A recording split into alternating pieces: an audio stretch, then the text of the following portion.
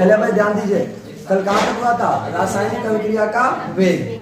चलिए अभिक्रिया के वेग को दो तरह से पढ़ेंगे, एक होगा औसत वेग और एक होगा तात्क्षणिक वेग। औसत वेग और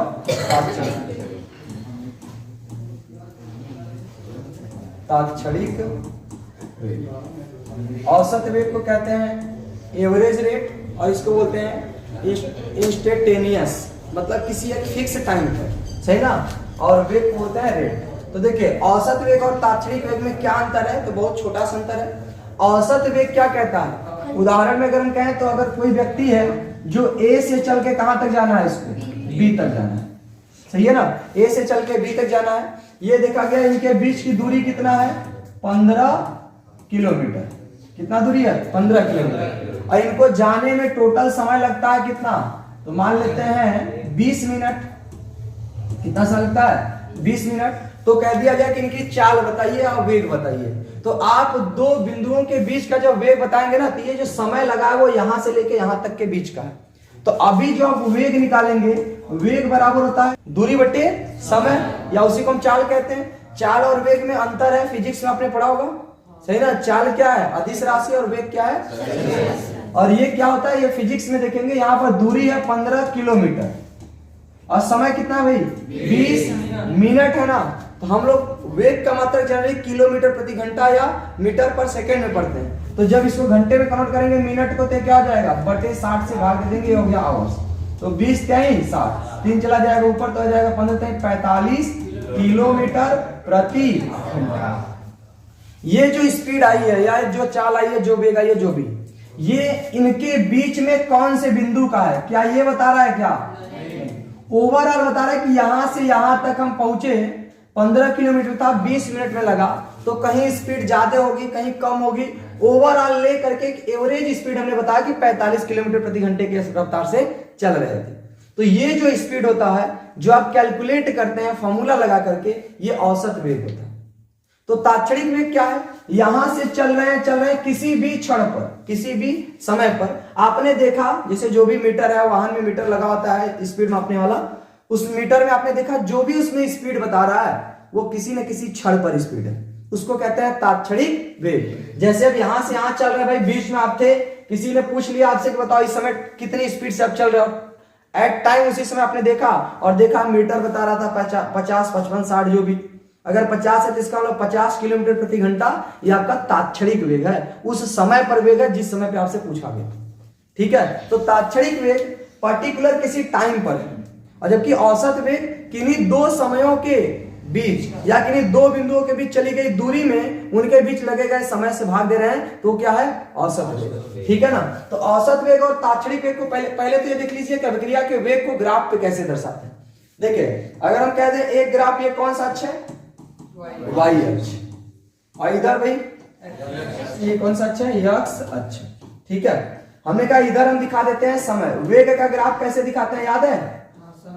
एक साइड समय दिखाएंगे, एक साइड दूरी दिखाएंगे, तो बीच में वेग का ग्राफ आएगा। लेकिन हम लोग समय दूरी नहीं लेना, समय और सांद्रता लेनी है। सांद्रता में भी दो प्रकार की सांद्रता, अभिकारक की और उत्पाद की। तो अभी हम पहले ले रहे हैं किसका? अभिकारक की सांद्रता, अभिकारक की सांद्रता, ठीक है। एक बात बताइए, जैसे हम एकदम ऊपर टॉप पे रहेंगे तो माना जाएगा कि अभिकारक की सांद्रता बहुत ज्यादा है, उस समय उत्पाद बना नहीं है। अगर हम कहते हैं ये टाइम है ना, यहां पे रहेंगे तो क्या होगा? 0 होगा। तो t बराबर 0 पर कंप्लीटली अभिकारक होता है, उत्पाद एकदम नहीं बना होता। अभिकारक एकदम ऊपर रहेगा तो यानी r को हम कहीं ऊपर दिखाएंगे, सही ना। जब कुछ ना कुछ समय ज्यादा होगा, जैसे जैसे समय बढ़ेगा अभिकारक किसमें कण होने लगेगा? उत्पाद में, यानी अभिकारक की सांद्रता क्या होने लगेगी? घटने लगेगी। तो ये हो सकता है इस समय पर थोड़ा सा नीचे हो जाए, सही ना। थोड़ा और समय बढ़ाएंगे तो और ज्यादा अभिकारक की सांद्रता घटेगी, तो और नीचे आएगा। अच्छा एक बात आपको बस बता दे रहे हैं, इतना ध्यान देना है कि जो अभिकारक होता है वो जैसे जैसे समय बढ़ता है, स्टार्टिंग में बहुत तेजी से घटता है लेकिन बाद में बहुत स्लो तरीके से घटता है, ठीक है ना। जब अभिकारक की सांद्रता बहुत ज्यादा है तो उसमें अभिक्रिया का वेग बहुत ज्यादा होता है। इसके बाद ऐसा नहीं है कि जिसे घटने लगे ना तो एकदम एक लाइन से घटे, ठीक है। घटता है, स्टार्टिंग में बहुत तेजी से घटेगा, फिर बाद में धीरे धीरे धीरे एक समय ऐसा आएगा कि ऐसा लगेगा घट ही नहीं रहा। ठीक है, तो जो अभिकारक की वेग आएगा वो कुछ इस तरह से ग्राफ आता है। ठीक है, मतलब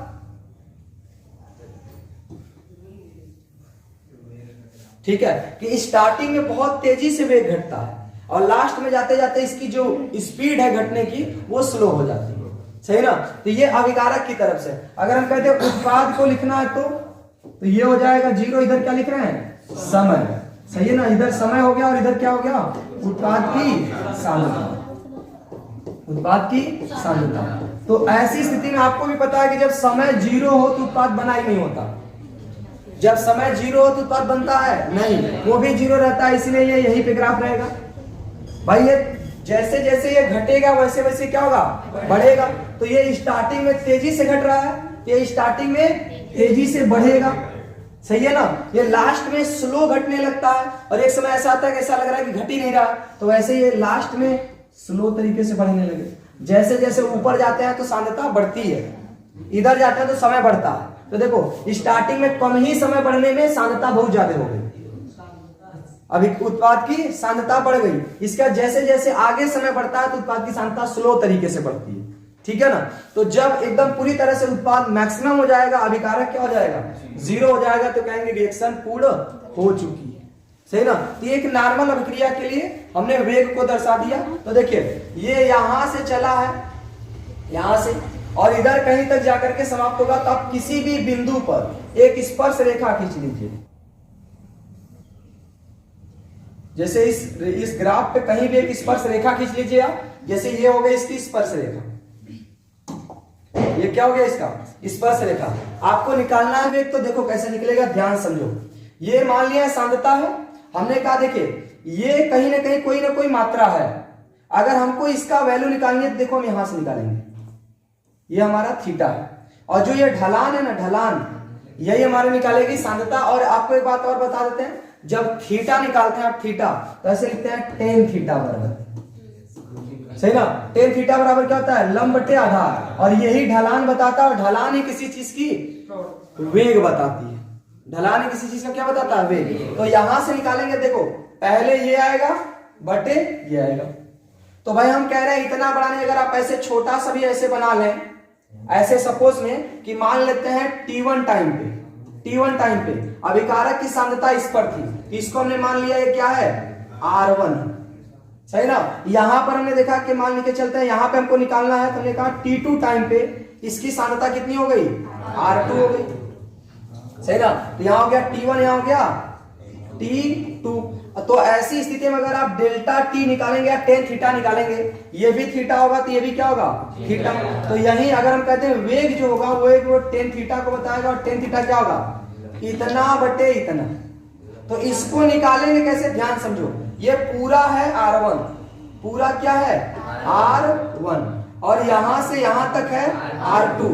हमको ये निकालना है, तो बताओ कैसे निकालेंगे, R1 माइनस R2। तो इसको हम निकालेंगे टेन थीटा बराबर R1 माइनस R2 बटे, ये आधार निकालना है ना, तो आधार कैसे निकलेगा, यहाँ पे समय था T2 और यहाँ पे समय था T1। तो देखो ये है T1, ये पूरा है T2, तो हमको इसको निकालना है, कैसे निकालें, T2 माइनस।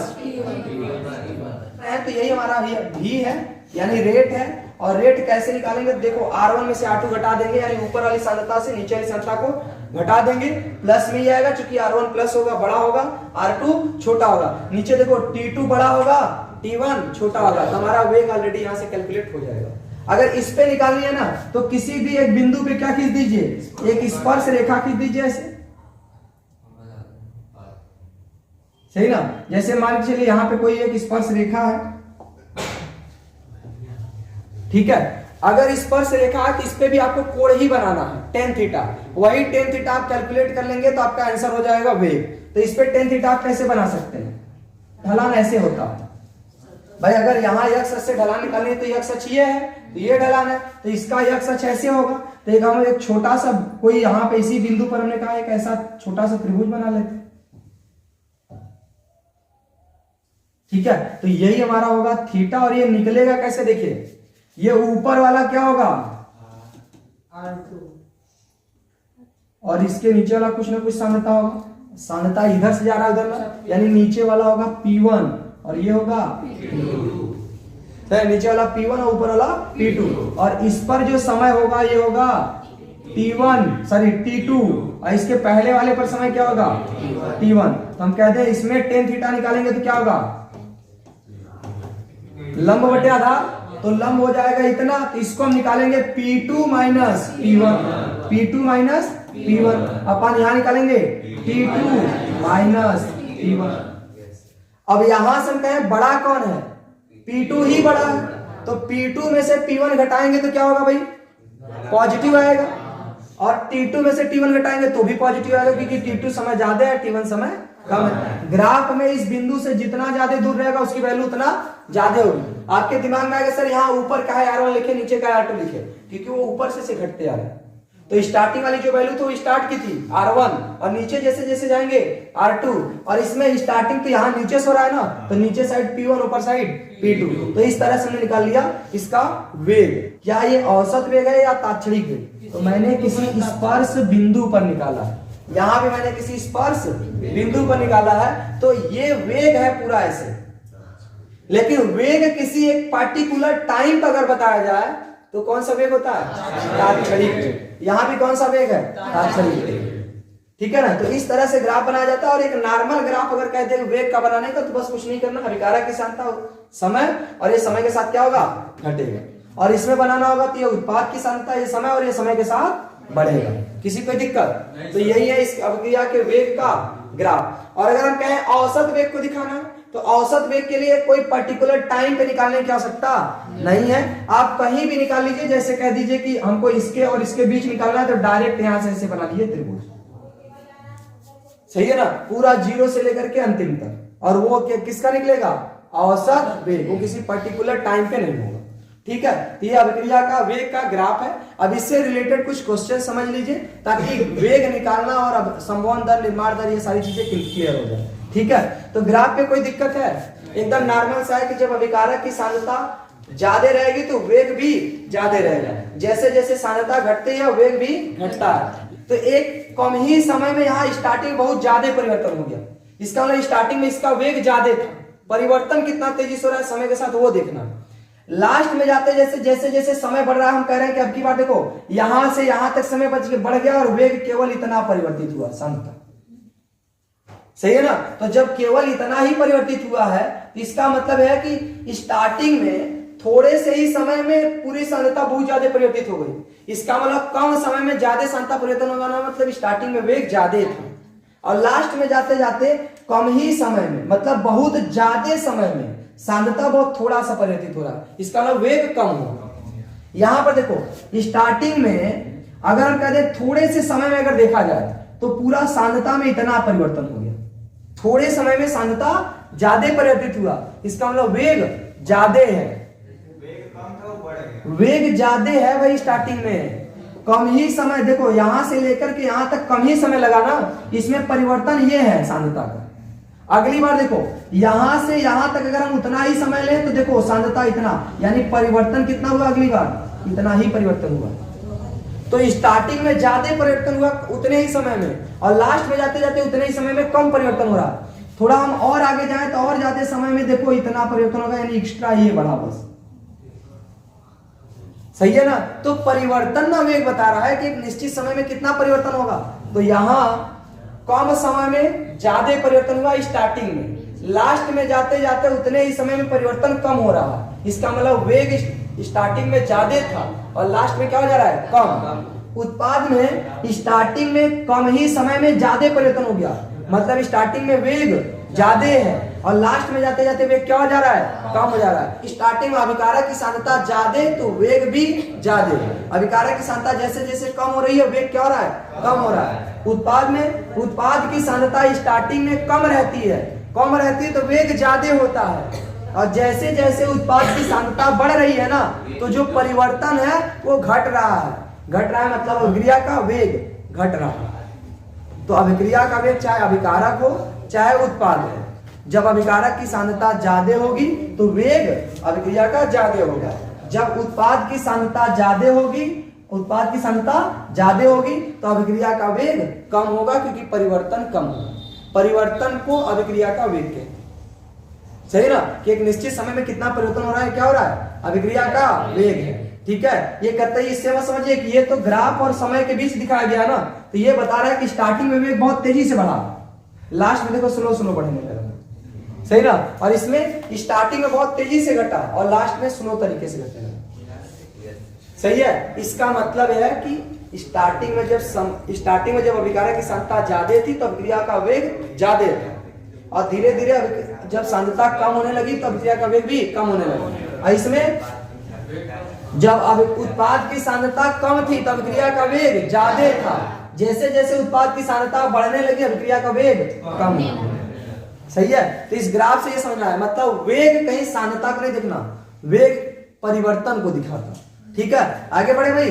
तो इससे रिलेटेड कुछ क्वेश्चंस देख लीजिए। क्वेश्चन में कैसे, तो अभिक्रिया का वेग में जैसे कोई एक रिएक्शन दिया रहेगा, जैसे मान लीजिए कोई एक रिएक्शन है 2A + 3B बराबर क्या बन रहा है भाई, C + 5D बन रहा है। दिए गए समीकरण से कोई अभिक्रिया संपन्न हो रही है। इस अभिक्रिया में t बराबर 0 पर एक ही सांद्रता कितना है भाई, हम लिख दे रहे हैं 10 मोल प्रति लीटर है। सही ना, इसके बाद जैसे जैसे समय बढ़ता गया t बराबर 10 सेकंड पर एक ही जो सांद्रता है, एक ही सांद्रता वो कितना रह गई, तो 7 मोल प्रति लीटर है। सही ना, ये क्वेश्चन है, कह रहा है कि कोई रासायनिक अभिक्रिया इस समीकरण से संपन्न हो रही है जिसमें एक ही सांद्रता t बराबर 0 पर एक ही सांद्रता इतना था। सही ना, और जब समय बढ़ता गया t बराबर 10 सेकंड पर तो एक ही सांद्रता कितना बचा, 7 मोल प्रति लीटर बचा है। तो इस क्वेश्चन के लिए कह रहा है ज्ञात कीजिए फर्स्ट अभिक्रिया का वेग,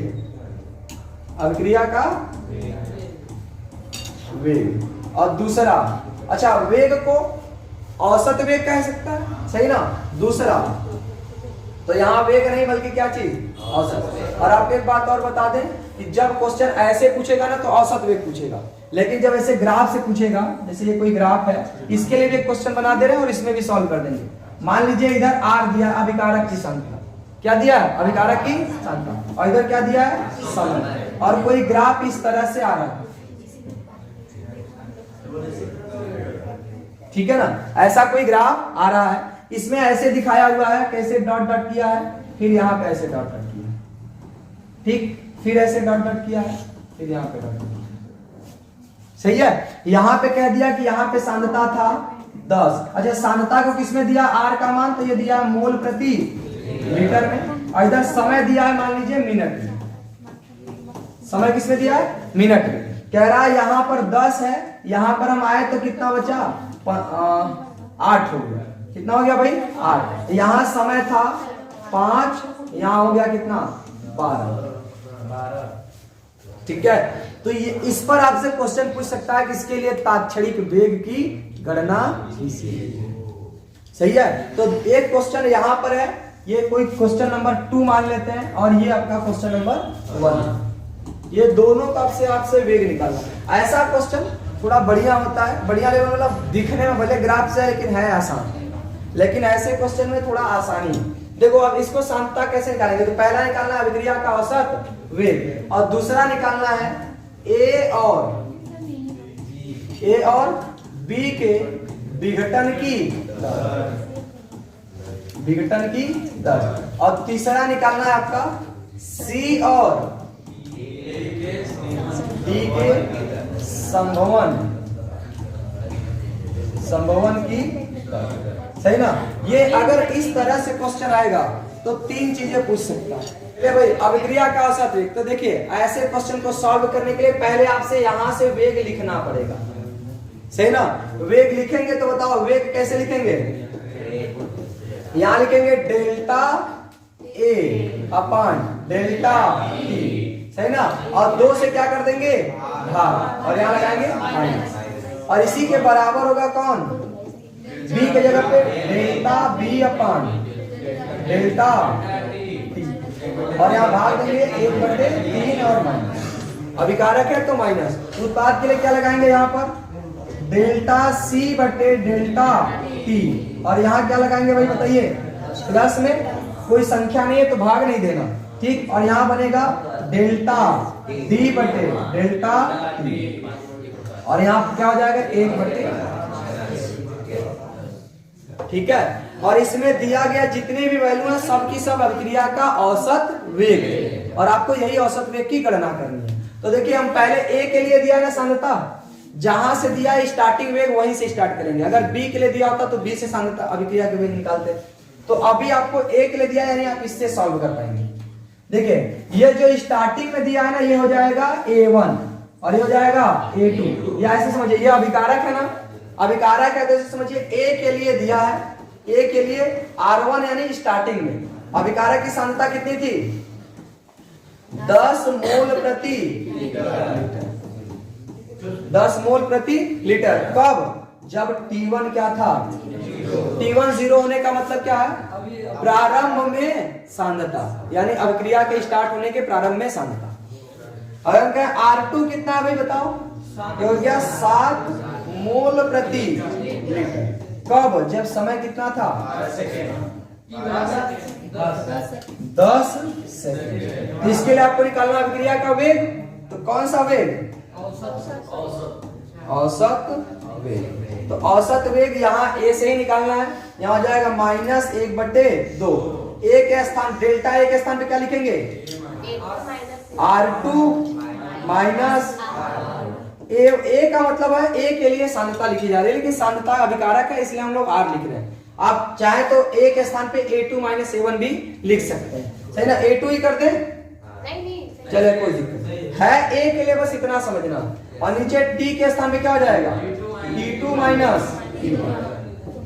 ये जाएगा -1/2। R2 कितना है भाई, R2 7, R2 कितना है 7 माइनस R1 कितना है 10 बटे T2 10 माइनस 0।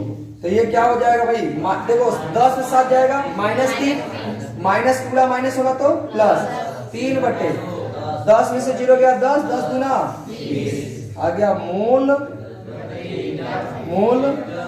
Litre inverse. ये क्या है सेकेंड है, तो यहाँ हो जाएगा सेकेंड। कोई दिक्कत? ये अभिक्रिया का क्या आया औसत, अभिक्रिया का औसत, यानी फर्स्ट क्वेश्चन का आंसर हो गया। अब आपको निकालना है ए और बी के विघटन की दर। ए के विघटन की दर यानी सेकेंड का हम पहला निकालने जा रहे हैं ए के विघटन की दर। तो ए के लिए निकालना है delta A upon delta T, ये है ए के विघटन की दर। और बी के विघटन की दर यानी delta B upon delta T. आपको ये दोनों चीजें निकालनी है, सही है भाई। तो ध्यान समझिए इसको हम कैसे निकाल सकते हैं। तो देखो इस पूरे का वैल्यू कहां गया, -1/2 delta A upon delta t, इसका वैल्यू इतना आया है, यानी कि -1/2 delta A upon delta t, इसका मान हमने कितना निकाला है 3/20, सही ना। हमको चाहिए केवल इतना, तो इस संख्याओं को उधर भेज दें, तो यानी यहां हो जाएगा delta A upon delta T बराबर, देखो ये माइनस जाएगा उधर, और ये 2 नीचे है तो 2 से 2 ये कट सकता है, तो 2 1 का 2, 2 10 में 20, तो ये माइनस चला जाएगा उधर, तो जाएगा -3/10। विघटन की दर मतलब ये भी दर ही है, इसलिए इसका भी मात्रक वही होगा, mole litre inverse second inverse. तो ए के विघटन की दर समझ आया कि नहीं। अच्छा ये माइनस में क्यों आया, क्योंकि ये समय के साथ घट रहा है, सही ना। दूसरा आपको निकालना है delta B upon delta T. ये जो delta B upon delta T वो यहां से निकाल सकते हैं, और आपको भी पता है कि ये वैल्यू इसके बराबर है, सही ना। तो दूसरा वैल्यू अगर हमको निकालना है,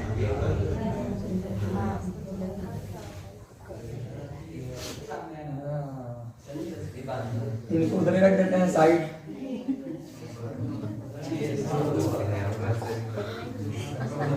चलो भाई इधर ध्यान दो, अगला आपको निकालना है ये।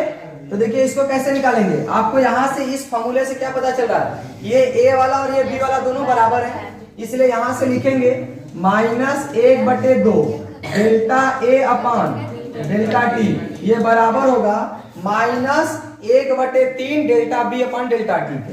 क्या हो जाएगा? -1/3 delta B upon delta t. हमको ये वाली वैल्यू निकालनी है, इसका मान तो हम ऑलरेडी सॉल्व कर चुके हैं। कितना? प्लस में 3/20, ये हो जाएगा, देखो ये प्लस में 3/20, ये ओवरऑल इसका मान है माइनस सहित, सही ना, माइनस सहित का ये मान है जो हमने वेग निकाला था, औसत वेग यहाँ से। तो यहाँ पर हो जाएगा -1/3, ये जाएगा delta B upon delta T. आपको यही ना विघटन की दर निकालनी है, delta B upon delta t. तो देखो इसको निकालना, 3 को इधर भेजना चाहिए, तो ये 3 का गुणा 3 होगा तो 9, और 1 का गुणा 20 होगा 20, माइनस किधर भेजेंगे? माइनस आ जाएगा। तो डेल्टा बी अपान डेल्टा, यानी delta B upon delta t का वैल्यू आया -9/20 मात्रक मोल लीटर इनवर्स सेकेंड। किसी को दिक्कत भाई? तो ये हो गया आपका क्वेश्चन नंबर सेकंड का दूसरा आंसर, बी के विघटन की दर। अगला आपसे क्या पूछा है? सी और डी के संवहन की दर। संवहन मतलब होता है निर्माण की दर। अगर आपको सी के संवहन की दर निकालनी है, delta C upon delta t निकालनी है, जो कि अभिक्रिया का वेग भी है, जो कि अभिक्रिया का औसत वेग भी है, इसका मतलब ये delta C upon delta t इसके बराबर आएगा। तो आप लिख सकते हैं, अब ये थर्ड का हम फर्स्ट निकालने जा रहे हैं, जहां पे निकालना हमको delta C upon delta t, सही है ना। तो औसत वेग समीकरण से, औसत वेग समीकरण से देखिए, इसी में delta C upon delta T ये जो है वो बराबर है -1/2 delta A upon delta t के। तो -1/2 delta A upon delta t. देखिए हमको ये निकालना है delta C upon delta t, इसका वैल्यू तुमने ऑलरेडी कैलकुलेट कर लिया है, सही है। कितना? 3/20। तो आ गया प्लस में 3/20, प्लस में 3/20। मात्रक सेम वही जो मात्रक यहाँ, ठीक। ये सी के संवहन की दर हो गया, यानी निर्माण की दर। और अगला हमको क्या निकालना था? डी के संवहन की। क्या डी के संवहन की दर निकालेंगे सभी लोग भाई? किसी कोई दिक्कत है इस क्वेश्चन में? सही है। इस क्वेश्चन को हम लोग अगले पेज पर कर लेते हैं। तो ये पहले वाला क्वेश्चन समझ आया सभी को? चलिए सेकंड क्वेश्चन जो हमने ग्राफ से बनाया था, ग्राफ में हमने बताया था कि ये कोई एक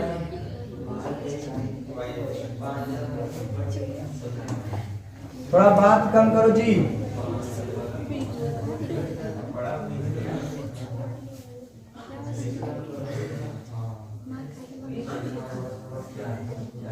कुछ इस तरह से ग्राफ था, और इसमें हमने कहा था ये अभिकारक की सांद्रता यानी आर दिया, और इधर क्या दिया है? समय यानी टी दिया, ठीक इस तरह से। और ध्यान समझिए, इसमें कहीं पर ऐसे सांद्रता दिया हुआ है, और यहाँ कहा है कि अच्छा आर किसमें दिया है? मोल प्रति लीटर सेकेंड।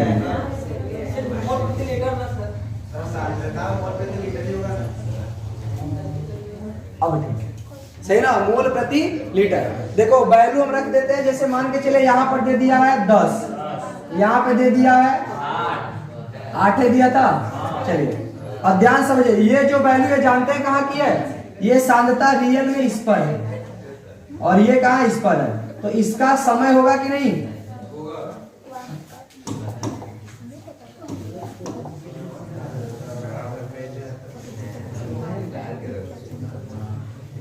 ये इस पर समय दिया और इसका ये इस पर समय दिया।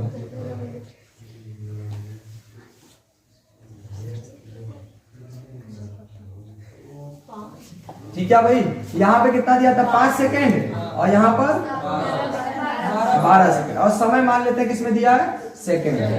ठीक है। इस अभिक्रिया के लिए जब हम वेग निकालेंगे, जिसको हम कहते हैं रेट, तो रेट हम इसमें निकालेंगे tan थीटा से। किससे निकालेंगे? tan थीटा से। तो ग्राफ में जब भी वेग निकालेंगे किससे निकलेगा? tan थीटा से। तो tan थीटा यहाँ निकालेंगे तो ये होगा लंब बटे आधार। तो इसका वैल्यू कैसे निकलेगा बताओ? ये जो 10 दिया वो इस पर नहीं दिया है, वो नीचे से लेके यहाँ तक की सांद्रता, सही ना। और जो ये 8 दिया वो यहाँ से लेके यहाँ तक की सांद्रता। तो हमको ये वैल्यू निकालनी है, तो हम क्या निकालेंगे? तो ये देखो स्टार्ट अभिकारक की सांद्रता इधर से स्टार्ट होती है, तो ये है आपका R1, और ये क्या है R2। तो ये समय हो गया T1 और ये हो गया T2। तो हमारा tan थीटा हो जाएगा R1 माइनस R2 बटे T2 माइनस, तो R1 कितना है 10 माइनस 8 बटे 12 माइनस 5, 10 से 8 गया 2 बटे 12 से 5 गया 7। सही है ना। मात्रक क्या होगा मोल प्रति लीटर, ये सांद्रता का हो गया और इसका मात्रक सेकंड। यही इस क्वेश्चन का आंसर। ठीक है, तो ग्राफ वाले क्वेश्चन रहेगा तो टेंशन नहीं है ना। चलिए ठीक है, क्वेश्चन है एक अभिक्रिया है जो 2a प्लस बी और एरो दिया हुआ है, कह रहा है 2c plus 3d, 2c plus 3d के लिए यह अभिक्रिया है कोई रासायनिक अभिक्रिया ऐसे संपन्न हो रही है। कह रहा है इसके लिए जो C की सांद्रण, C के सांद्रण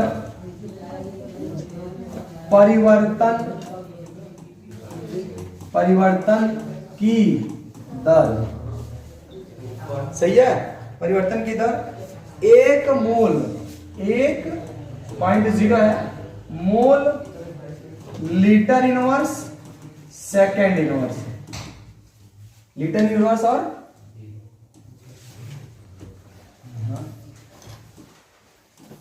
सेकेंड इनवर्स है। ठीक है, ये सांद्रण की दर है C के। तो क्वेश्चन कह रहा है A, B व D के सांद्रण की दर बताइए, सांद्रण के परिवर्तन की दर, परिवर्तन की दर बताइए। ठीक है भाई, देखो इस क्वेश्चन का क्या मतलब है, इसमें कोई समय नहीं दिया, कोई सांद्रता नहीं दिया, डायरेक्ट कह रहा है C के सांद्रण परिवर्तन की दर, इसका मतलब डेल्टा C अपान डेल्टा T। सही ना, परिवर्तन की दर मतलब हमने बोला था ना, दर का मतलब समय होता है, परिवर्तन की दर। तो C के सांद्रण परिवर्तन, अब चाहे संबोधन कहे चाहे ना कहे, C के लिए कहा ना, तो अभिक्रिया के लिए तो कहा नहीं है। तो ये डेल्टा C अपान डेल्टा T आपको दिया है 1.0, बाकी मात्रक दे दिया है मोल लीटर इनवर्स सेकेंड। जब हमने ऐसे प्रति लगा दिया तो इसको लगाने की जरूरत नहीं। ठीक, अब ध्यान से समझिए, आपको निकालना क्या है, ए बी और डी के सांद्रण परिवर्तन की भाई, ये परिवर्तन C के सांद्रण परिवर्तन की दर है C के लिए 1/2 तो तब लगाएंगे जब अभिक्रिया का दर देता है। सही है ना। तो देखिए ये आपके C के लिए दिया और आपसे पूछा क्या, उसको समझो, A B और D के परिवर्तन की दर पूछा है ना, यानी आपसे पूछा है delta A upon delta T, और क्या पूछा है डेल्टा B अपान डेल्टा T, और पूछा है डेल्टा D अपान डेल्टा T, आपसे ये सारी वैल्यू पूछी। ठीक है, तो जब A और B C D जो भी कहे, अगर समीकरण में किसी एक अभिकारक के परिवर्तन की दर पूछ रहा है या संभव निर्माण जो भी कह रहा है, तो केवल उसके परिवर्तन की दर है, ना कि अभिक्रिया की दर है। लेकिन आप सॉल्व कैसे करेंगे, अभिक्रिया का दर लिख के, सही ना। तो अभिक्रिया का दर इसके लिए बताओ कैसे लिखेंगे, औसत वेग, औसत वेग ये होगा यहाँ पर -1/2 delta A upon delta T बराबर, यहां लिखेंगे डेल्टा B अपान डेल्टा T, बस ये लगेगा किसमें माइनस। ठीक, इधर हो जाएगा कितना भाई, डेल्टा C अपान डेल्टा T, ये तो प्लस में होगा और भाग किसे दिया जाएगा 2 से, और यहाँ बराबर में हो जाएगा प्लस में 1/3 डेल्टा D अपान डेल्टा T। ये कहां से लिख रहा है, यहां से, कोई दिक्कत किसी को। अब ध्यान सुनो, आपको जो वैल्यू दिया वो दिया डेल्टा C अपान डेल्टा T का, आपको पहले A निकालना, तो क्या ये पूरा वैल्यू इस पूरे वैल्यू के बराबर होगा कि नहीं। जो औसत वेग है वो समीकरण यही समझा रहा है कि ये और ये मान बराबर रखेंगे, जब बराबर रखेंगे तो यहाँ पे रखेंगे -1/2, जब इस तरह से दिया है ना तो रिएक्शन ऑलरेडी संतुलित ही है। जब ऐसे देगा ना, जैसे ये H2 है, N2 है, और फिर क्या बन गया NH3, तब ना आपको पता है कि बैलेंस करना है। A और B से C और D बन रहा है, तो आपको क्या पता C और D क्या है, सही है ना। तो ऑलरेडी जब इस तरह से दिया रहेगा ABCD के रूप में, तो मान लेना जो भी दिया वो अभिक्रिया संतुलित है। लेकिन जब ऐसे देगा या फिर ऐसे दे दे H2 प्लस O2 बराबर लिख दिया H2O, तो भाई अभी तो औसत वेग नहीं लिख पाएंगे क्योंकि क्या अभिक्रिया ये संतुलित है, यहाँ O 2 बार है, यहाँ O 1 ही बार है, तो पहले यहाँ 2 लगाएंगे। ठीक, कोई दिक्कत किसी को?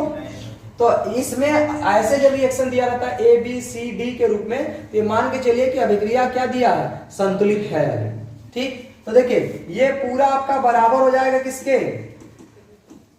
हमको जब A को C के साथ निकालना और C वाली वैल्यू दिया है, इसको C के बराबर कर देते हैं। चलिए ध्यान समझिए, इसमें 1/2 से 1/2 क्या हो जाएगा, कट जाएगा।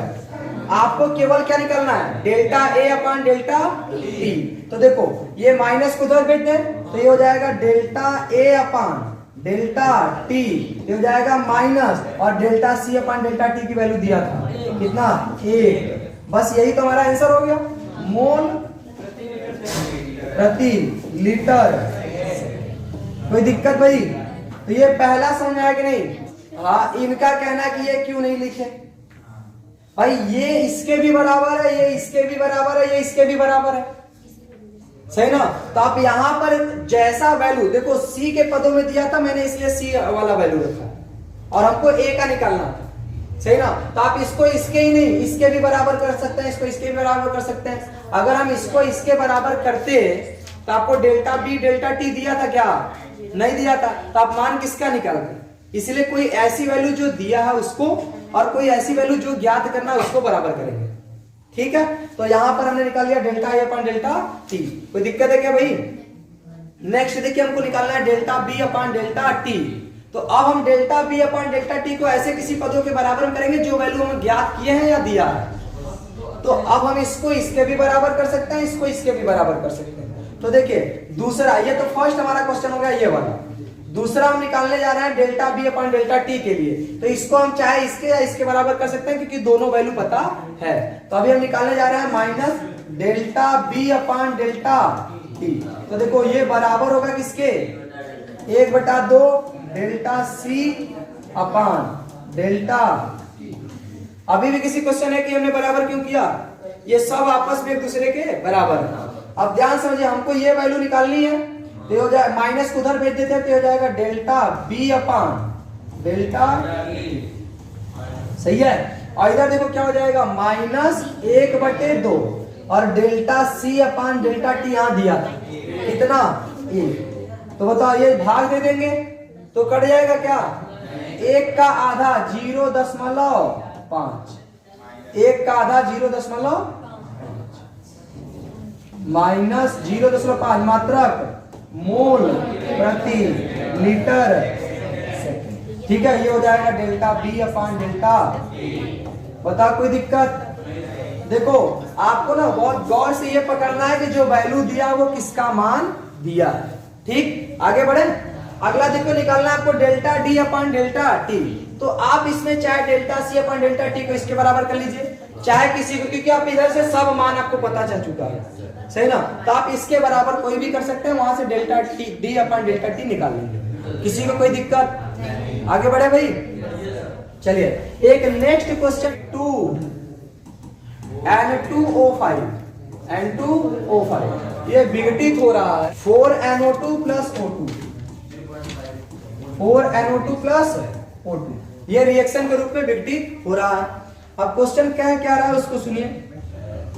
NO2 की सांद्रता, NO2 की सांद्रता 4 मिनट में 27 मोल प्रति लीटर परिवर्तित हो जाती है, परिवर्तित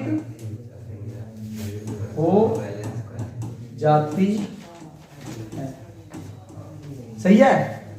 तो आपसे क्वेश्चन पूछ रहा है पहला, अभिक्रिया का औसत वेग, अभिक्रिया का औसत वेग, और दूसरा आपसे पूछ रहा है N2O5 और O2 के सांद्रता में परिवर्तन की देखो कई तरह से हम क्वेश्चन लिख रहे हैं और हर एक क्वेश्चन में थोड़ी थोड़ी अंतर है।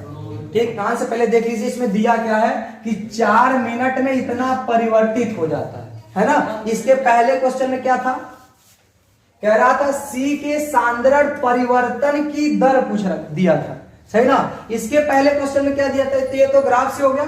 इसके पहले क्वेश्चन में क्या दिया था भाई, कि कह रहा था t बराबर 0 पर A की सांद्रता इतनी है और t बराबर 10 सेकंड पर इतना हो जाता है, सही ना। तब कह रहा था अभिक्रिया के लिए, मतलब हमने 3 से 4 क्वेश्चन इस टाइप के बताए और तीनों चारों में अलग अलग चीजें दिया।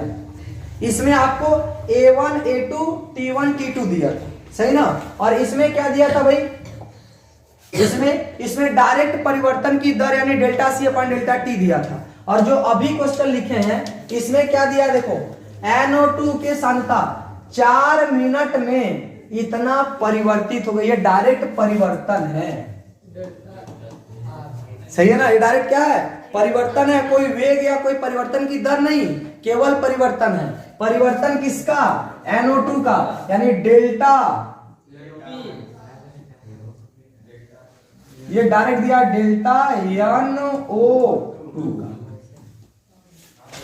सही है ना, परिवर्तन है। और ये कह रहा है 4 मिनट में ना, इसका मतलब स्टार्टिंग में कुछ और समय रहेगा, बाद में कुछ और समय रहेगा, उनके बीच में जो समय लगा, जो परिवर्तन लगा वो 4 मिनट लगा, यानी ये डायरेक्ट किसका वैल्यू है, डेल्टा T।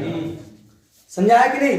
तो 3 से 4 क्वेश्चन बताया, तीनों सब में चारों में अलग अलग चीजें दिया था। तो इससे अगर आपको निकालना है औसत वेग, तो पहले इसको आप लिखिए, सही ना। औसत वेग का निरूपण, औसत वेग का निरूपण। देखिए भाई निरूपण कैसे करेंगे इसका बताइए। यहां पे लिखा जाएगा, चूंकि अभिकारक है तो 1/2, ये है रेट, क्या है, रेट। कौन सी रेट, एवरेज रेट, औसत वेग। तो हो जाएगा -1/2 और यहां लिखेंगे डेल्टा N2O5 अपान डेल्टा, सही है ना भाई। और यहां क्या हो जाएगा, इसके बराबर क्या होगा, यहां से 1/4 डेल्टा NO2 बटे डेल्टा T। यहां क्या हो जाएगा, यहां कोई संख्या तो भाग देना ही नहीं है, ये डायरेक्ट हो जाएगा डेल्टा O2 अपान डेल्टा T। किसी कोई दिक्कत है इतने में भाई। और जो आपको वैल्यू दिया दे रहा है 4 मिनट में इतना परिवर्तन हो रहा है, यानी 4 मिनट ये भी समय में परिवर्तन है और ये भी परिवर्तन है सांद्रता में। कौन, NO2। यानी आपको दिया क्या क्या उसको समझो, क्या क्या दिया गया है, डेल्टा T दिया है 4 मिनट, सही है ना। और क्या दिया है भाई, परिवर्तन है ना वो, इसमें किसमें परिवर्तन, NO2 में, यानी आपको दिया डेल्टा NO2 कितना है भाई, 27 मोल प्रति लीटर। तो फर्स्ट क्वेश्चन हम सॉल्व करने जा रहे हैं औसत वेग। एक बात बताओ, औसत वेग तो हम इससे भी निकाल सकते हैं, इससे भी निकाल सकते हैं, इससे भी निकाल सकते हैं, लेकिन आपको सॉल्व किससे करना है, जो वैल्यू दिया है। तो वैल्यू किसमें दिया है, NO2 में, यानी ये हमारा NO2 वाला वेग बनेगा, सही ना। तो हमारा वेग यानी R रेट क्या होगा, ये हो जाएगा 1/4 डेल्टा NO2 अपान डेल्टा T। मेरी बात ध्यान से सुनो, ये केवल परिवर्तन से पहले क्वेश्चन दिया था ना, रुको इसको देखो। ये कहता C के सांद्रण परिवर्तन की दर ना, तो आपने डायरेक्ट ऐसे लिख दिया था प्लस में। प्लस में जानते हो परिवर्तन की दर या विघटन की दर या समूहन की दर चिन्ह के साथ होती है। ये चूंकि क्या था, अब C क्या था, उत्पाद था, इसलिए मैंने ये परिवर्तन को प्लस में लिखा था। अगर यही किसका देता, B या A का देता परिवर्तन की दर, तो हम किसमें लिखते, माइनस में। या वो क्वेश्चन नहीं कहेगा, आपको अपने से करना होगा, ठीक है। यानी अभिकारक के परिवर्तन की दर कहेगा तो माइनस में, और उत्पाद के परिवर्तन की दर कहेगा तो प्लस में। तो अभी जो क्वेश्चन ये है, इसमें देखो NO2 का कहा ना परिवर्तन, तो NO2 अभिकारक है, उत्पाद है, इसीलिए हमने प्लस में लिखा। अगर ये अभिकारक होता तो किसमें लिखते हैं, यहाँ माइनस में 27 लिखते हैं, ठीक है। ये बात को एकदम ध्यान देना, नहीं तो क्वेश्चन गड़बड़ होगा। देखिए यहाँ पर निकालना है वेग, तो वेग हम निकालना है 1/4, परिवर्तन यही है NO2 में, कितना दिया है 27, तो लिखेंगे 27 बटे समय कितना लग रहा है इसमें 4 मिनट, तो ये हो जाएगा 27/4 चौके 16। मात्रक होगा मोल लीटर इनवर्स, और ये समय सेकंड है क्या, मिनट है ना, देखो 4 मिनट है तो क्या हो जाएगा, मिनट इनवर्स। ठीक है, अब आप लोग अंग्रेजी वाला मिनट मत समझा कि अंग्रेजी में गलत लिखा है, सही ना, ये शॉर्टकट है पर प्रदर्शित करने के लिए बस, हम तो स्मॉल एम भी दिखा सकते हैं मिनट को, सही ना। तो ध्यान समझिए, अब इसको भाग आप दे सकते हैं कि नहीं, भाग दे लीजिए, चाहे इतना ही रहने दीजिए, हमारा हो गया रेट। क्या हो गया भाई, रेट। दूसरा आपसे क्या पूछा, N2O5 और O2 के सांद्रता में परिवर्तन की, सांद्रता में परिवर्तन की केवल दर पूछा है आपसे, कोई वैल्यू ये मत सोचिएगा पूरा वेग पूछ लिया। सांद्रता परिवर्तन की दर यानी केवल किसका, अगर N2O5 पे निकालेंगे तो डेल्टा N2O5 अपान डेल्टा, ये भी पूछ सकता है। और आपसे ये भी पूछ सकता है, तो बताइए इतने ही समय में इसके सांद्रता में कितना परिवर्तन हुआ। परिवर्तन का मतलब अभी दर नहीं निकालना था केवल, तब निकालना था केवल डेल्टा N2O5, सही है कि नहीं। आपसे ये भी पूछ सकता है कि बताइए तब O2 के सांद्रता में कितना परिवर्तन हुआ, तो केवल आपको निकालना होता है डेल्टा O2, चूंकि ऐसी केस में डेल्टा T आपको दिया है, तो जो भी इसका बराबर में वैल्यू आता यहाँ डेल्टा T का मान रख देते, डेल्टा T का मान जैसे 4 है उधर ले जाके गुणा कर देते तो हो जाता है डेल्टा N2O5, लेकिन यहाँ परिवर्तन की दर पूछा इसलिए ये निकालें। तो देखिए इसको जब निकालना तो ये पूरा वैल्यू, इस पूरे वैल्यू को क्या होगा, बराबर होगा, तो हम लिख सकते हैं कि -1/2 बराबर किसका, तो ये पूरा लिख सकते हैं 1/4 डेल्टा NO2 अपान डेल्टा T। तो देखिए ये हो जाएगा -1/2 डेल्टा N2O5, ये तो निकालना है आपको, O5 अपान डेल्टा T बराबर, देखो ये इस पूरे का वैल्यू हमने यहाँ कैलकुलेट किया, सही है। 1/4 इस पूरे का वैल्यू कितना आया है, 27/16। देखो इस 2 से ये कटेगा क्या, ऊपर रहता तो नहीं काटते, हो जाके गुणा हो जाता, ये 2 से काटेंगे, 2 1 2 2/16, ये माइनस चला जाएगा उस साइड, तो बताओ डेल्टा N2O5 बटे डेल्टा T बराबर कितना आया, 27/8, वो भी किसमें, माइनस, मात्रक हो जाएगा mole litre inverse minute inverse. कौन सा 1/4, इस पूरे का ही तो हम औसत वेग कहते हैं, और ये औसत वेग ही तो निकाला गया 1/4 के साथ भाई, ये पूरा वैल्यू नहीं यहाँ निकाली गई है, इसमें किसी को दिक्कत। अब इसके आगे हम लोग करेंगे कल।